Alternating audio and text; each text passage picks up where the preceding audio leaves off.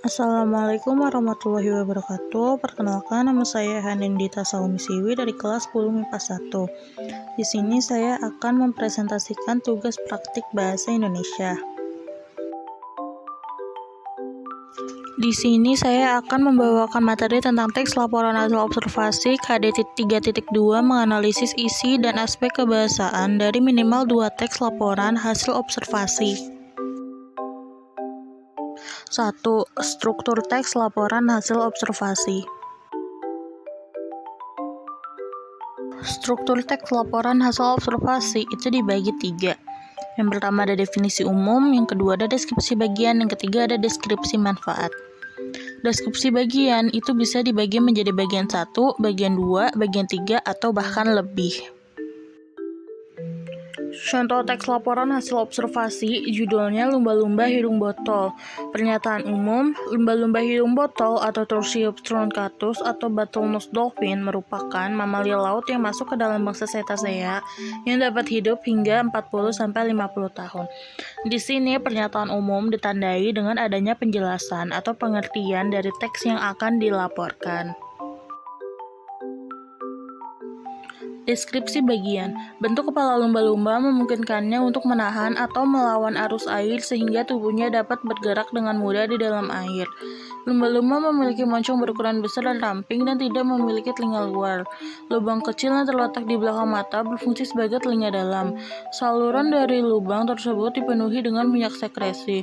Lumba-lumba memiliki pendengaran yang sangat baik.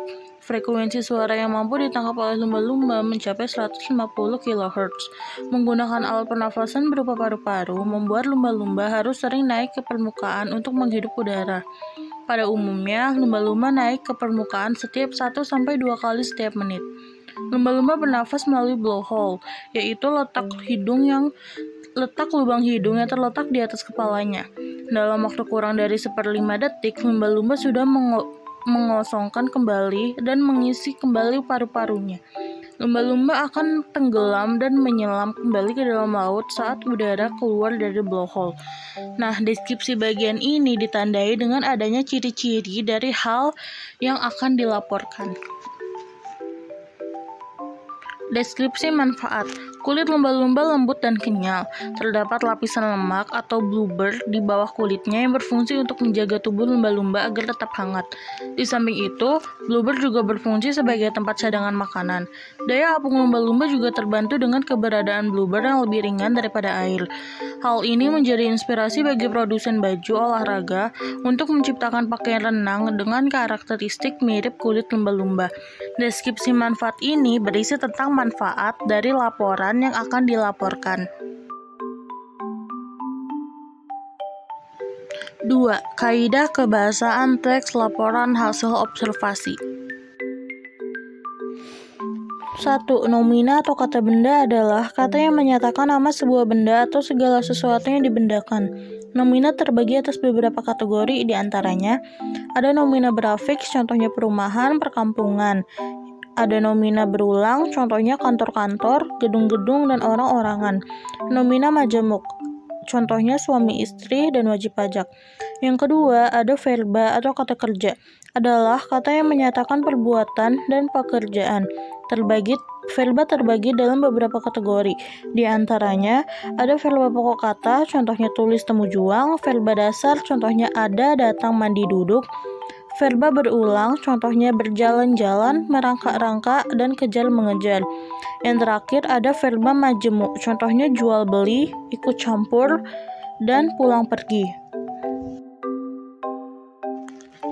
3. Afiksasi, yaitu perubahan kategori kata bisa terjadi karena adanya proses afiksasi.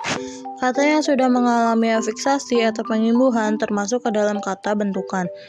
Kata yang mendapat proses pengimbuhan dapat berubah jenis. Misalnya kata berjenis verba dapat berubah menjadi nomina jika mendapat imbuhan. Contoh kata minum, yaitu verba mendapat imbuhan an menjadi minuman yang menjadi nomina. Suatu kata dasar dapat berubah menjadi verba jika mendapat imbuhan men ber, di, bahkan terkadang ter atau ke-an.